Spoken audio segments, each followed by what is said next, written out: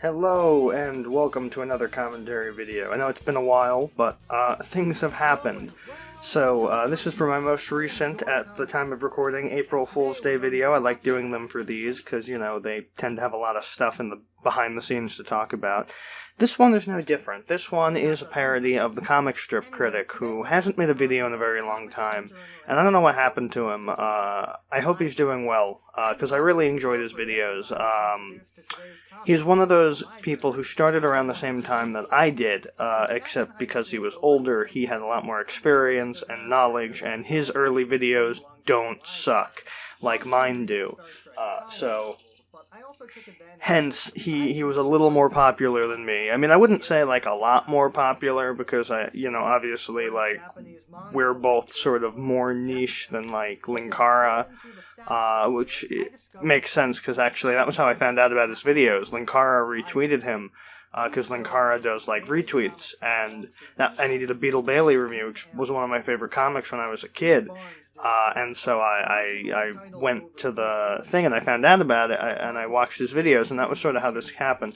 So this year's April Fool's Day video had a lot in development, so I didn't know what I wanted to do. Usually I think of it like months in advance. This year I had a lot of trouble figuring it out. And so it took a while, and I did a lot of thinking. Originally, I wanted to do a video based. I wanted to do like a dramatization of I don't know why I can't speak, of Flywheel, Shyster, and Flywheel, which is a Marx Brothers radio play from like the 30s. But I realized I would need like a whole cast. I would need to do a lot of editing that I don't think I am equipped to do.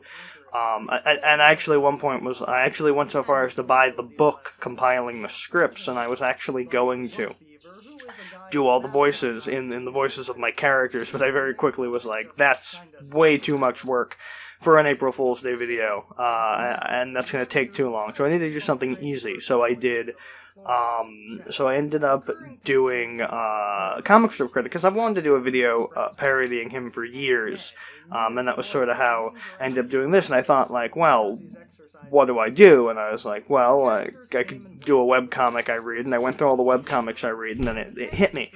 Unshelved, because it matches my love of books, and it matches my love of books, and it matches, that it's the comic strip, and it has a trade collection that I can hold in my hand and use. So I did that, and I got, so what happened was, I had about a month, I believe. I think this was like mid-March. I just finished doing the anniversary episode, which I think I might do a commentary for later, because I think I have some stuff to talk about. But I had just finished doing the 8th anniversary episode of the Doctor Who movie, so I started working on this. I ordered the book from Thrift Books, and then the pandemic happened. And what happened with the pandemic was, as I've said earlier, I still live at home, so my house is very noisy 6 out of 7 days a week, and I would shoot on that one day when it wasn't noisy, because everybody was out of the house at work, at school, etc. However, once the pandemic hit, everyone was home all the time. I share my room with my brother, and everyone is home all the time. I couldn't film because there would be so much background noise, so much walking across the floor upstairs and the ceiling. You would hear it squeak, and people next door are home all the time now, and so there's even more noise. And it's impossible for me to shoot videos. I don't like to put out an inferior product, and I feel like that would make the videos bad, because you could hear all the background noise, and I don't like hearing that, so I don't want to put that out there. So the pandemic happened when I was in the middle of of shooting this video. And while I was writing the video, and the book, the physical copy of the book that I needed for the video, took so long to come because the post office got all screwed up. And it's it's ridiculous because so I'm waiting, and it's like 2 weeks before, it's like the week before, and everyone's home, and I was like, I need one day to film this stupid video, and that'll probably be the last video I ever get to film until the pandemic is over. And this was back when I thought it was going to be like a month in and out, easy. I'd be done by May, and I'd get to do all my other videos this year. You know, I thought I'd lose 1 month.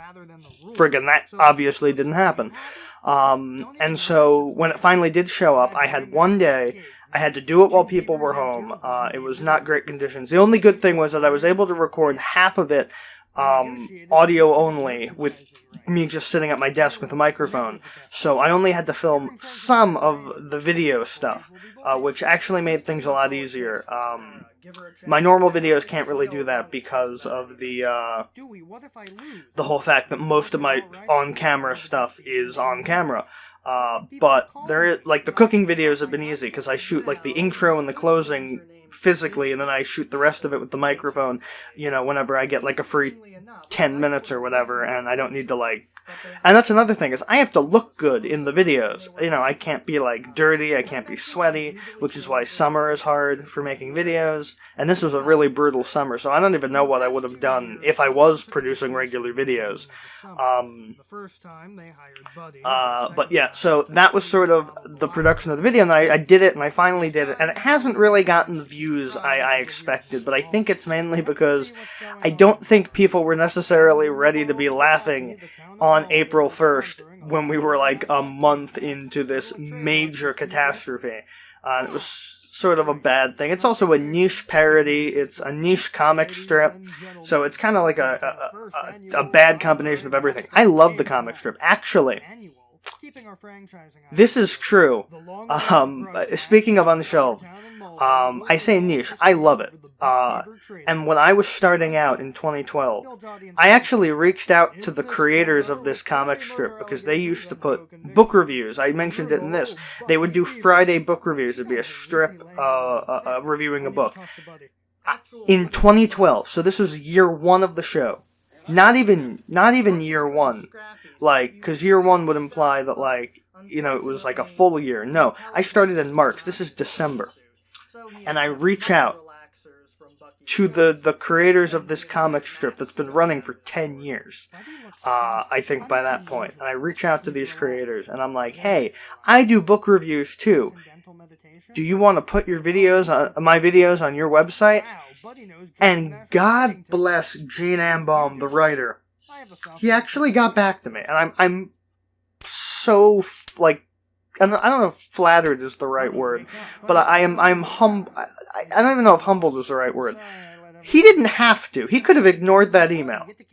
He could have ignored the email from the stupid 15-year-old who's sending him a shitty video where I sit there and slur my way through talking about a book.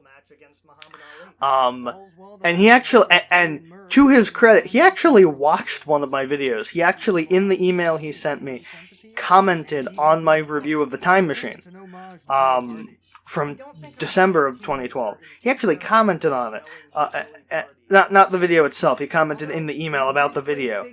And he actually watched it. And I don't know if he watched the whole thing. And God, I hope he didn't. But it's why I think I really love the comic strip, because he was willing to, like, give me, I don't know, 3 minutes out of his day to be like, yeah, I mean, we're not putting your videos on the site, but, you know, keep up the good work.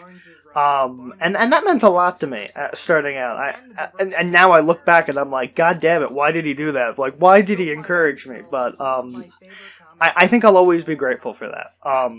So, yeah, I didn't really talk about, like, I talked about the production of the video. I didn't talk about the content. You know, all of this was, I do reference this to specific eras, so clearly this was his original era. This was, like, before the green screen and before Tilda had a voice. So I did a lot of work with this. I went to so much trouble replicating all the fonts and stuff to make sure everything was perfect. Even the intro, I, like, agonized over that for days, making sure it was perfect.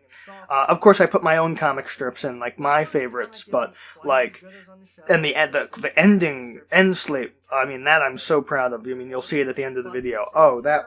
I did a lot of work in making this authentic. Like, I wore... I even looked at what shirt he was wearing underneath the jacket to be that authentic. You know, my only thing is I didn't have, like, the red stripe on the shirt, but I think the chair kind of gives me that color thing. And then the song at the end, this is from Sliders, because it was the only book-related song I could think of, because he always used, like, a real song. And this was great. This was a really fun experience. I wish it got more love. I think this video deserved a lot more views than it has gotten. So go out and tell people to watch it, because I really, really enjoy it. And, you know, it's great. And I really enjoyed making this. I think I got everything down that I wanted to talk about with regards to production. But, yeah, so see, like that. Totally, I put so much work into it, and I feel like it deserves more love. But yeah, that was pretty much everything I wanted to say about it. I hope you enjoyed hearing the behind-the-scenes stuff, and I think I'm going to do a few more commentaries. No guarantees, but I definitely have at least 1 or 2 videos that I think probably deserve it. And you know, so I guess we'll see. You know, commentaries are something I have to be in the mindset for. So anyway, I'm talking and the video is over, so I'll see you in the next video. And I hope you enjoyed my ramblings. Good night, everyone.